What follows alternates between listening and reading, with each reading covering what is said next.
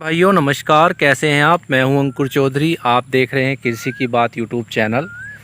दोस्तों, पोका बोइंग की समस्या खेत में अब दिखाई दे रही है और कुछ किसान भाइयों के कमेंट ये हैं कि सवाल ये कि हम बड़े गन्ने में स्प्रे कैसे करें। जाहिर सी बात है किसान भाइयों, छोटा गन्ना हो तो उसमें स्प्रे हो जाती है। जैसे हमने आपको पिछली वीडियो में बताया था सीओसी की या कार्बेंडाजिम प्लस मैनकोजेब, जो टेक्निकल आता है, जो कॉम्बिनेशन आता है, उसकी हम स्प्रे कर सकते हैं।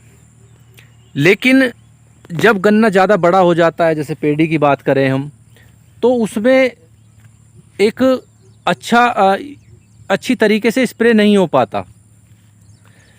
और किसान भाई के कमेंट भी आ रहे हैं कि बड़े गन्ने में स्प्रे हम किस तरीके से कर सकते हैं या बड़े गन्ने में हम स्प्रे नहीं कर सकते।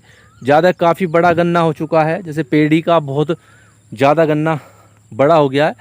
तो आज की वीडियो में हम ये बताने वाले हैं कि आप बिना स्प्रे के भी पोका बोइंग जैसे रोग को समाप्त कर सकते हैं, उसकी रोकथाम कर सकते हैं। दोस्तों ये देखिए, पोका बोइंग अब बहुत ज़्यादा हद तक दिखाई देने लगा है। जैसे बारिश स्टार्ट हुई है, ह्यूमिडिटी बढ़ी है और टेम्परेचर डाउन हुआ है, वातावरण में नमी आई है, तो उसी के साथ साथ अब फंगस अपना असर दिखाना शुरू कर दिया है फंगस ने। अब बात दोस्तों ये है कि किस तरीके से हम ज़मीन से भी इसको रोक सकते हैं।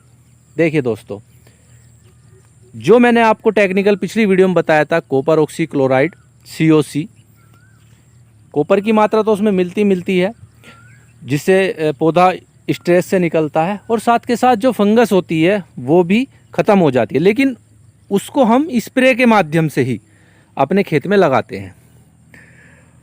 अब जो मैं बताने वाला हूं दोस्तों, जो COC का ही टेक्निकल है, जो COC की तरह ही काम करेगा और हम उसे ज़मीन के माध्यम से लगा सकते हैं।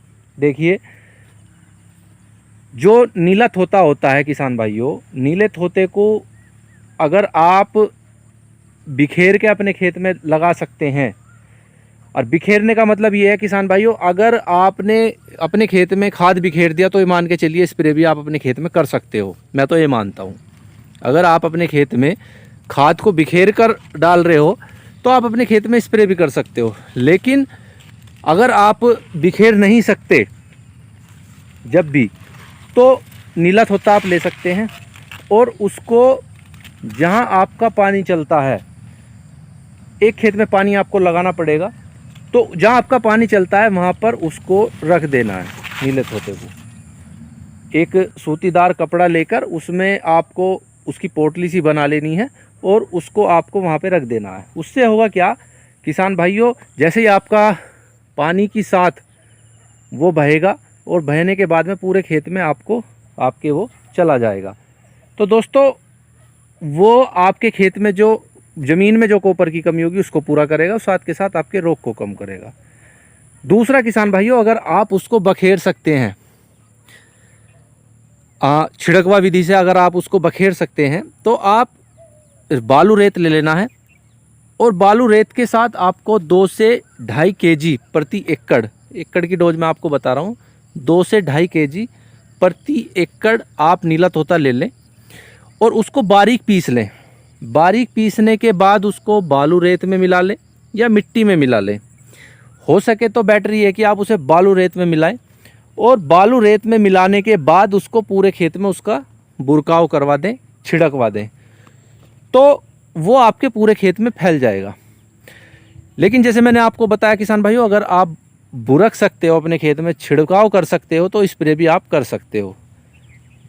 तो जो पेट्रोल वाली टंकी आती है उससे आप एक स्प्रे कर सकते हो। पाइप नहीं घूम पाता जो टैंकर के द्वारा हम स्प्रे करते हैं, लेकिन पेट्रोल वाली टंकी का बहुत प्रेशर होता है, उससे हम एक स्प्रे कर सकते हैं आराम से।